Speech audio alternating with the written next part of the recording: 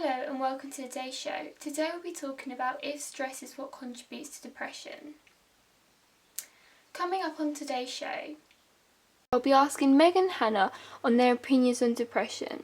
I will also be talking to Katie, who has experienced depression, and we'll be talking about how she's got help and how she's had to deal with depression and who she's gone to for advice and for help.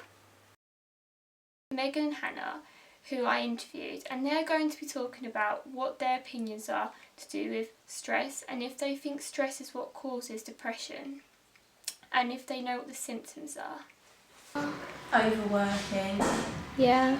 Kind of like not being able to, being pushed to a point where you can't really take anymore. Yeah.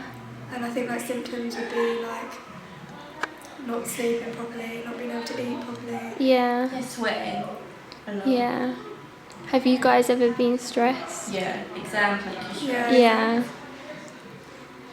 Do you think depression is kind of like a step up from stress? Yeah, it's when you've gone so stressed that you can't really function properly. You need to actually rely on medication to make you feel any better.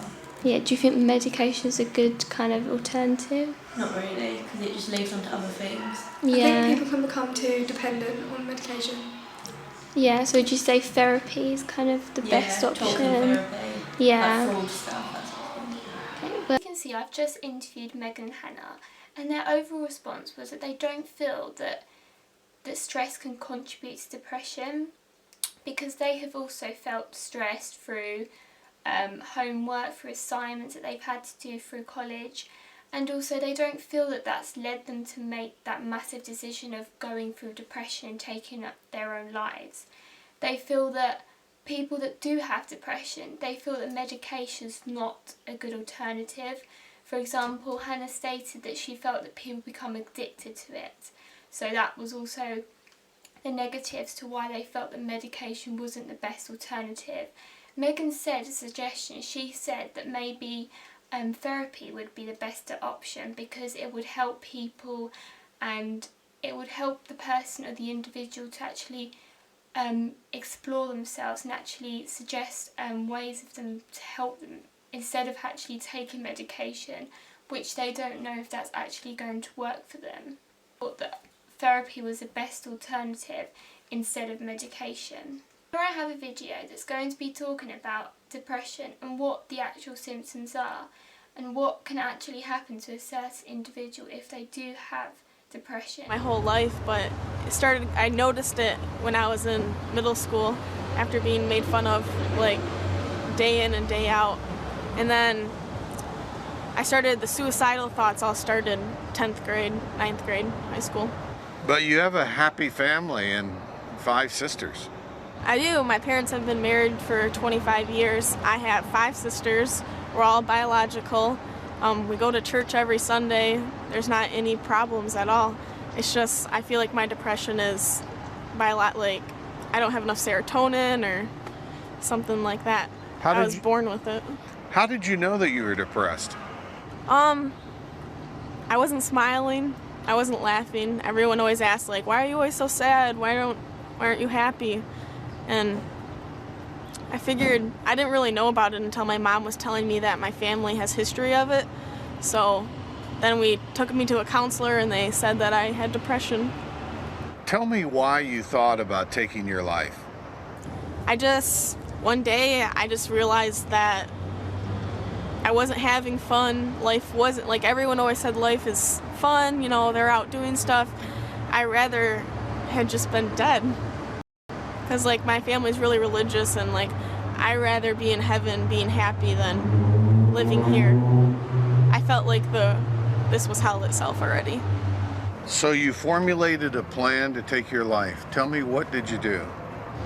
I heard that if your car was old enough, if you did the hose, you hooked it up and you put it in your car, that would actually kill you. And my car was an old car, so I hooked up the hose, I used a whole roll of duct tape, put it in, started the car, and sat there for about a minute.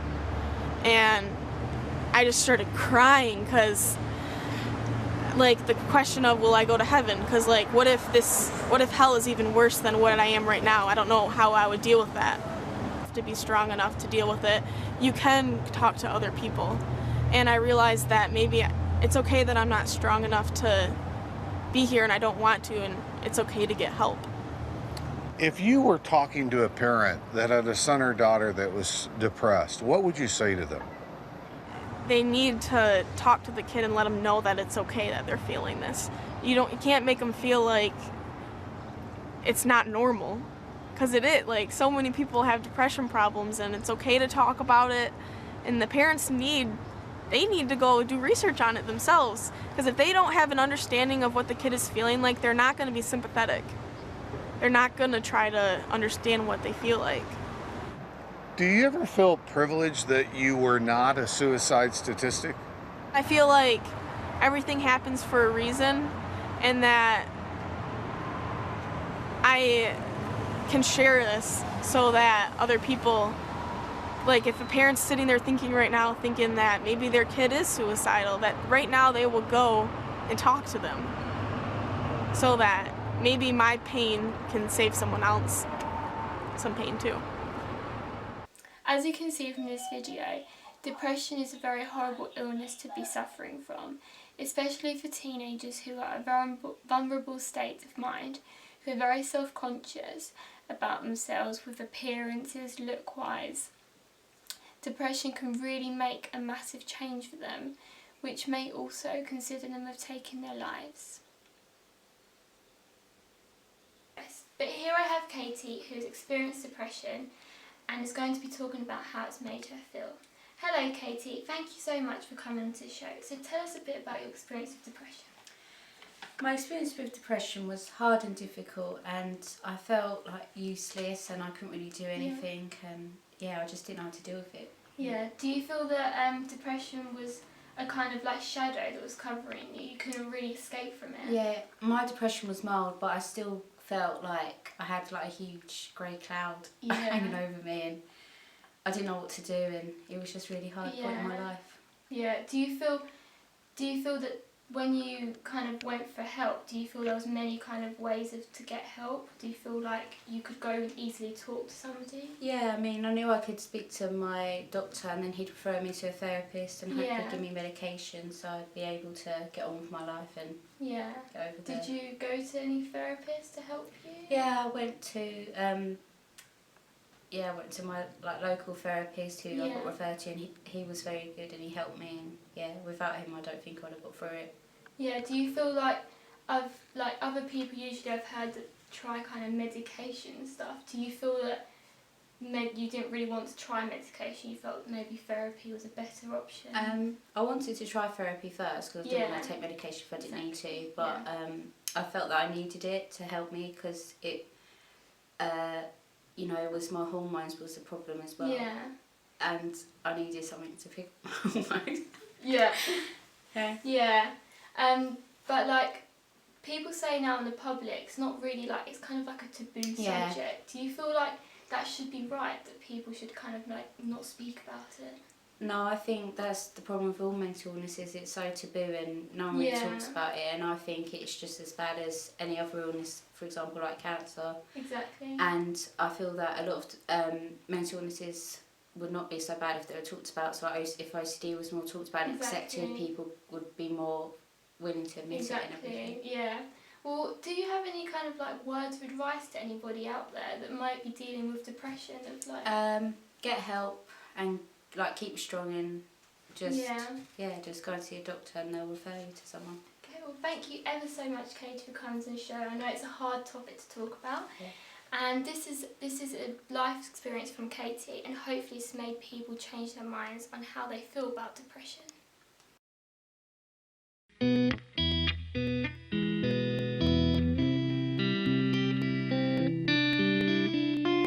I knew this kid named Alberto. Funny style cat and his girl looked like a turtle. Not Lisa Turtle, just a turtle. Hated in class, never came late and never true. And his family was picture perfect, his older sister was prom queen. His dad a decorated vet for the Vietnam team. He kept under his bed and instead of letting it out, he just got a girlfriend instead. She knew something was funny, she could tell by his behavior. Or the way he flamboyantly shook his hand when he would wave to her. She thought nothing of it and just shoved it in the closet. Until the day the word dripped out like leaky faucet. Alberto was homosexual, I ain't have nothing against it. The little Ronnie Johnson and all his football player friends did. They always pick and nag, call going back and such, and couldn't wait to get the gym so they could really bust his nuts. The gym teacher never cared, he just joined in on the action. Make silly gestures and could cry and ask God why. Like, God, why in the fuck I had to be born this way? God would reply, son, you gotta show him you're more than gay. You gotta show him you're more than gay. See, he had dreams to be a track star until the one April night them gay jokes went way too far.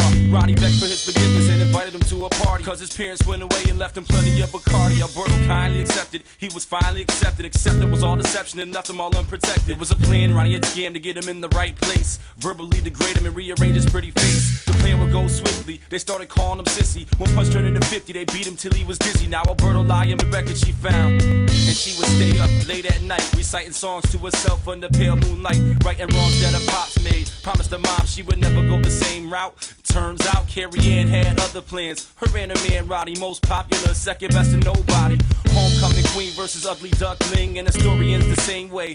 Okay, Ronnie's parents went away for a couple of days and told him no drinking. What the fuck was they thinking? Maria was oblivious that her boyfriend had already been invited. So when Carrie Ann asked, she got all excited.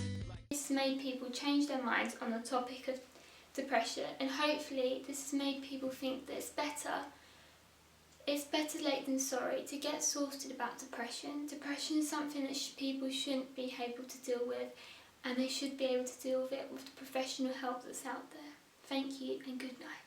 His parents went away and left him plenty of Bacardi. Alberto kindly accepted, he was finally accepted, except it was all deception and left him all unprotected. It was a plan, Ronnie had scammed to get him in the right place, verbally degrade him and rearrange his pretty face. The plan would go swiftly, they started calling him sissy. One punch turned into 50, they beat him till he was dizzy.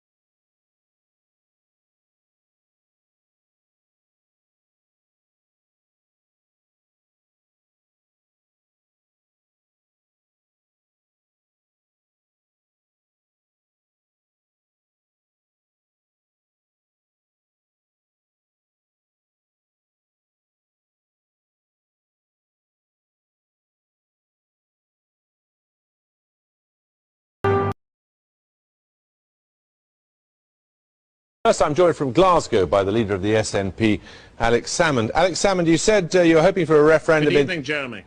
Good evening, yes. Very nice of you, very polite. Do I sometimes set out to wrong-foot people? Yes. And the reason for that, I think, can be justified. Well, you know what the accusation is. They say you're a poodle. Yeah, of course. I just try to ask the question that the average reasonably intelligent viewer would like to see asked. And by and large, I think you should ask it straight and direct. The truth of the matter is that Mr. Marriott was not suspended. Did you threaten to overrule him? I did not overrule Derek Lewis. Did you threaten to overrule him? I took advice. And if you ask the question, you should get an answer. On what I could or could not do. Did you threaten to overrule him, Mr. Howard? Or you should persist with it long enough that the average reasonably intelligent viewer would understand that an answer has not been given. I did not overrule Derek Lewis. Did you threaten to overrule him? Mr. Marriott was not suspended. Did you threaten to overrule him?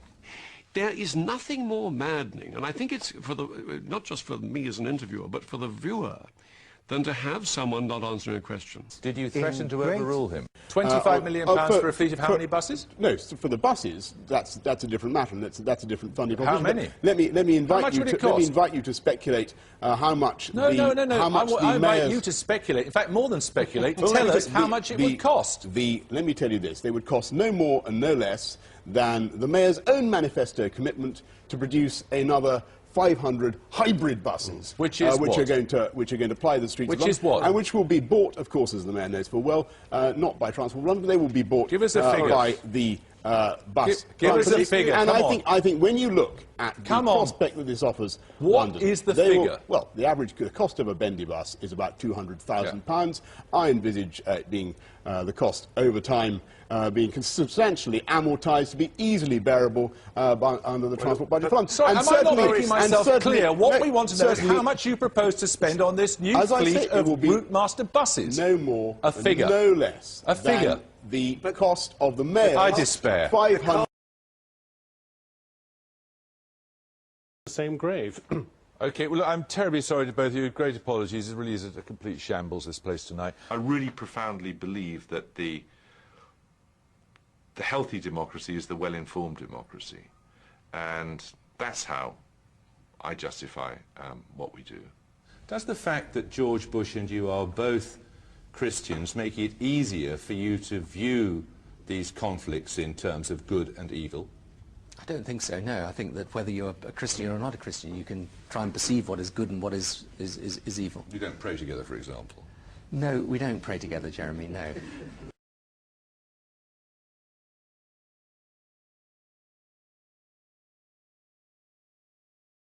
And now on the theory that while some people are interested in the markets, everyone's interested in the weather.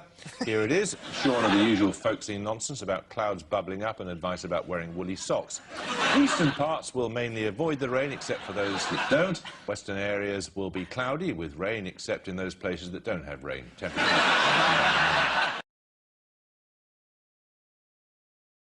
And finally, by popular demand, the second Newsnight weather forecast. Take an umbrella with you tomorrow. Controversially to tomorrow's weather forecast. It's a veritable smorgasbord. Sun, rain, thunder, hail, snow, cold, winds. Almost worth going to work. The forecast, it's April. What do you expect? Sorry. It's a quite straight yes or no. Question and I would give you an answer. Did you threaten to overrule him? That business of asking questions is, I think, our raison d'etre. Is there not an American responsibility, having invaded a country, dismantled all the apparatus of government, to ensure that the citizens of that country are not murdered? Election. Sure. And I'll hypothecate on success, Jeremy. So let's hypothecate on us in government. I'm just trying to find, so the Scottish people are surely entitled to know what would happen if they didn't agree with you on the question of independence. Then I'll say again, we accept the result. The only circumstance in which you could have another referendum would be if you got a mandate at a subsequent general election. But my view is that you ask the constitutional question once in a generation. So there would be an undertaking given that if it was defeated in this first outing in 2010 or whenever, it wouldn't come back for a generation. No, I've given you my view. I mean, I write the current manifesto of the Scottish National Party, for which I'm the leader, you must have and a which view I of want what's to the be. moral thing to do. I've already given you my view, but you're asking me now to write a manifesto. No, you've described to us what happened in the past. I'm asking you what should happen in the future. No, Will you give an undertaking? It won't come back for 20 years. Jeremy, you haven't been listening. I said I view it as once in a generation thing. What I'm now saying to you is, look, I write the manifesto for this coming election. I cannot commit the SNP to a subsequent manifesto in a subsequent election. Don't be daft. Well, at the risk of appearing daft even to you... Issues of tax, of crime, of asylum, and of keeping the pound. What's it like fighting a campaign you know you're going to lose? Crime against the rules of war. Mr. Regev, you have used the crucial word there twice. If. You don't know, and I don't know whether that is... No, you don't. No, we do. Our initial reporting... No, hang on. Someone has told you, and somebody has told the UN, and they state they don't know whether there was anyone like acting as you say. If is the key word here. You would therefore presumably support, would you, an independent inquiry into precisely how this tragedy occurred? First of all, we're conducting our own inquiry, and the information we're receiving is very clear. An independent inquiry. Can I also tell you... That's all from Newsnight tonight. Martha's being punished for some offence in a previous life by presenting tomorrow's programme. In the meantime, it's all available again on the website, along with our editor's pathetic pleas for you to send some of your old bits of home movie and the like, so we can become the BBC's version of Animals Do the Funniest Things.